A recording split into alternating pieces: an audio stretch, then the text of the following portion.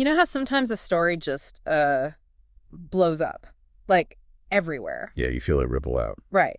And lately, that story's got to be Solo Leveling. It started as a South Korean web novel by Chugong, Hmm.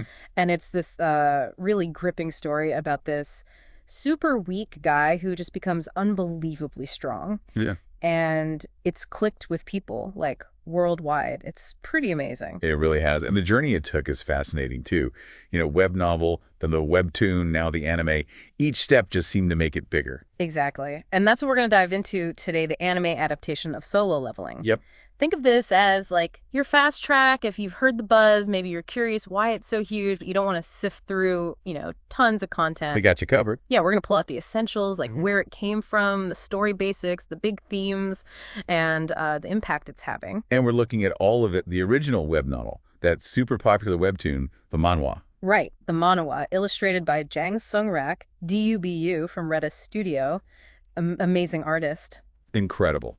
His work on the webtoon is legendary, really set the visual standard. Totally. And of course, the anime itself. So yeah, if you're listening and just want the core of why Solo Leveling hit so big, this is for you. We'll break it down. It's interesting how the anime seems to work for both the hardcore webtoon fans and total newcomers. That's kind of the sweet spot, isn't it? It really is. They managed to capture that magic. Okay, so let's rewind.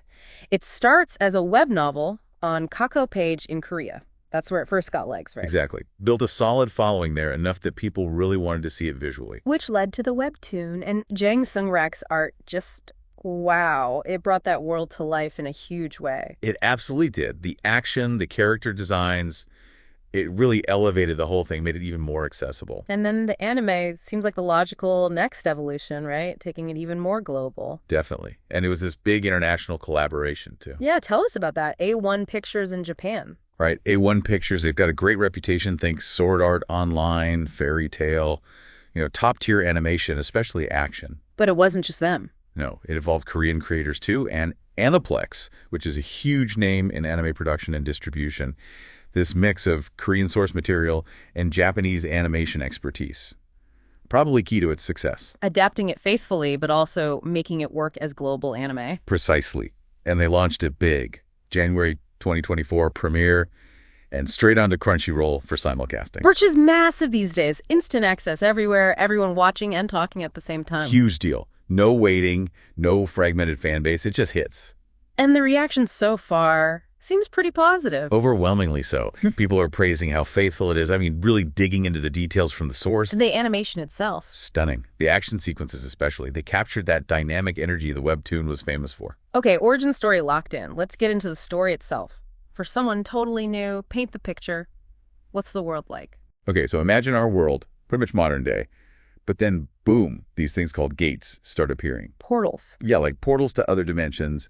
And out come monsters. Nasty ones. All kinds. Right, okay. Standard setup for chaos. So how does humanity fight back? That's where hunters come in. Certain people awaken these special abilities. They're the ones who go into the gates, fight the monsters, clear the dungeons. And there's a system to this, like ranks. Yep, a ranking system. Goes from E rank, the absolute weakest, all the way up to S rank, the god tier ones, and that ranking. Super important for the whole society and for our main guy. Our main guy, Sung Jin-woo, who starts not at S rank. Oh, not even close. He's literally known as the weakest hunter of all time, E rank. Like rock bottom. Ouch. That's quite a title. It is. And that's why his story hits so hard. He starts there. Yeah. But then there's this one dungeon raid. Super dangerous. The pivotal moment. Exactly. It goes horribly wrong. Everyone else is wiped out or escaping. He's about to die. And then something triggers. This weird interface pops up in front of him. The system. Ah, the system. This is the core mechanic, isn't it? The game changer. Completely. It's unique to him. No other hunter has this.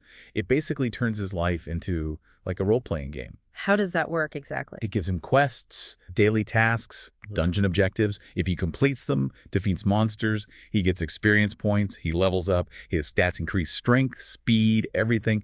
He learns new skills. So, unlike other hunters whose power is kind of fixed when they awaken. Right. They might train, but their fundamental power level is set. Jinwoo, he can just keep getting stronger. Limitlessly, it seems. Yeah. It's this external engine driving his growth. And it isolates him too, right? Because nobody else experiences this. Yeah, that's a great point. His path is totally unique and Kind of lonely in a way. It's all on him. So the story becomes his journey, this relentless climb from weakest to, well, something else. Battling through dungeons, getting stronger. That's the core loop. Each arc usually involves tougher dungeons, bigger monsters, showcasing his new skills, his smarter tactics. And all the while, there's this mystery hanging over it. Exactly. Where did the system come from? Why him? What's its real purpose? That question runs underneath everything. Let's unpack some of those elements more. The system, you said it's like an RPG. How does that keep things engaging? Well, it gives really clear, satisfying progress. You see the levels go up, the stats improve, the quests push him, force him to be smart, not just strong. And the rewards, new skills, gear, they constantly change how he fights. It keeps the power fantasy feeling, earned and dynamic. Okay, and the hunter ranks and guilds, how do they fit in? They're the whole social structure. Your rank means status, money, respect.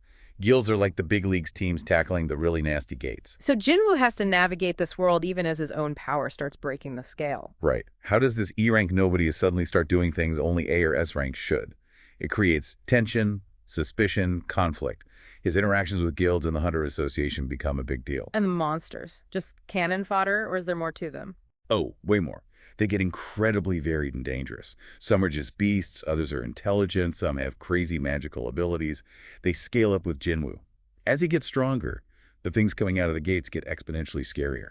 Keeps the stakes high. Now, the shadow extraction, that ability is iconic. People love it. Oh yeah, it's super cool. So when Jinwoo defeats certain enemies, not all of them, Ah, okay. the system lets him pull out their shadow. It's like their essence reanimated. And they become his loyal soldiers. An army of shadows. Exactly. He starts small, but eventually he's commanding this massive, powerful shadow army. It adds this whole strategic layer. He's not just a one-man powerhouse. He's a general. Visually, it's awesome. Conceptually, it's just really neat. Definitely shifts him from just strong guy to something more complex. So beyond the action, what themes are bubbling under the surface? Well, the biggest one is overcoming weakness. That transformation from literally weakest to strongest. That resonates. That desire for self-improvement, breaking limits. The ultimate power fantasy fulfilled. Pretty much. But it also touches on the nature of power itself. What do you do with that much strength? What responsibilities come with it? He faces some tough choices because of his ability. And he's mostly doing it alone. Right. Very much so. Self-reliance is huge. His drive comes from wanting to survive, then wanting to protect his family, his sister, his sick mom. That determination against all odds is really central. And always that mystery. The gates, the system. Yeah, that unknown element. What's really going on? Why is this happening to the world? It keeps you guessing, keeps you invested beyond just the next fight. Let's talk about Jinwoo himself. His character arc must be huge. Oh, absolutely. He starts off genuinely timid, scared, just trying to scrape by. As he levels up, that confidence builds. He becomes sharp, strategic, incredibly decisive. Does his motivation change? It evolves. Initially, it's pure survival, then protecting family. But as his power becomes immense, you see this shift towards a broader sense of responsibility. Protecting humanity, maybe? It grows with him.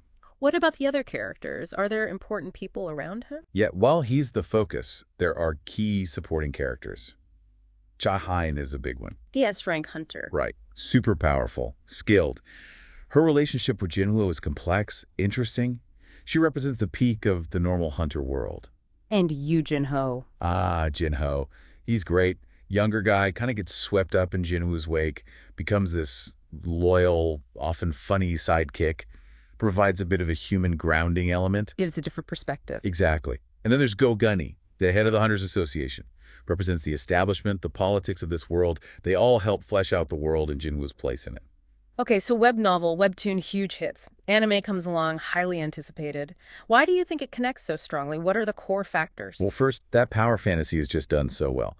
Watching Jinwoo level up is incredibly satisfying. The system makes it feel earned, almost tangible. And the visuals help sell that. Massively. The anime's animation quality, especially those fight scenes, top-notch. It delivers on the spectacle that the webtoon promised. It looks amazing. But Jinwoo himself, even when he gets super powerful, he's still somehow relatable. I think so, yeah. Because you remember where he started. That vulnerability, that initial desperation to protect his family, it grounds him, even when he's doing impossible things. You root for him because of that journey. And the system mechanic feels different. It really does.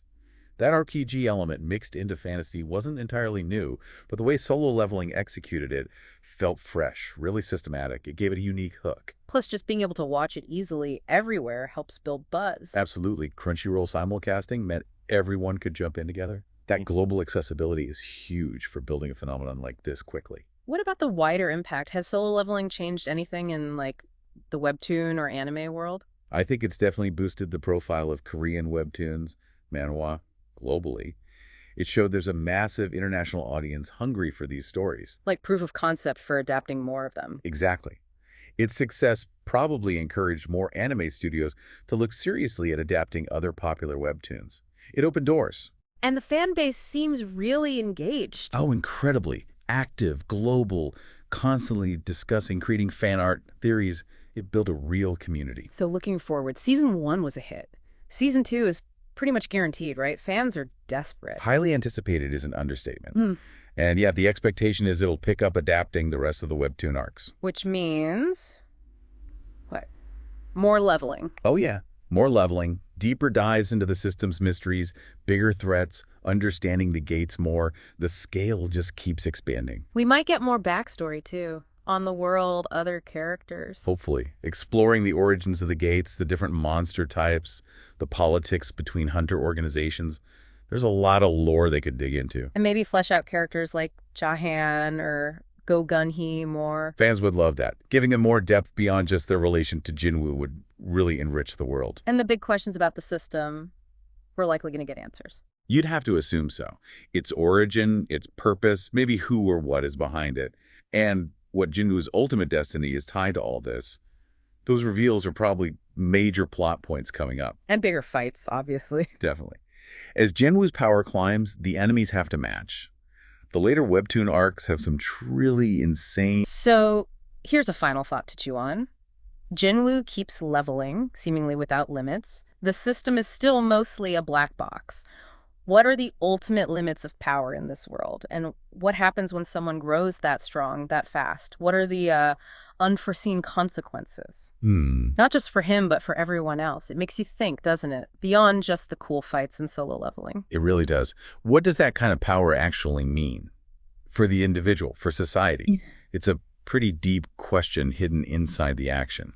Definitely. So if this deep dive got you hooked and you want more, you've got options. Check out the original web novel, dive into the webtoon's fantastic art. Or maybe jump into the new game, Solo Leveling. Arise. Experience it interactively. Yeah, there's a whole universe there waiting if you want to explore it further.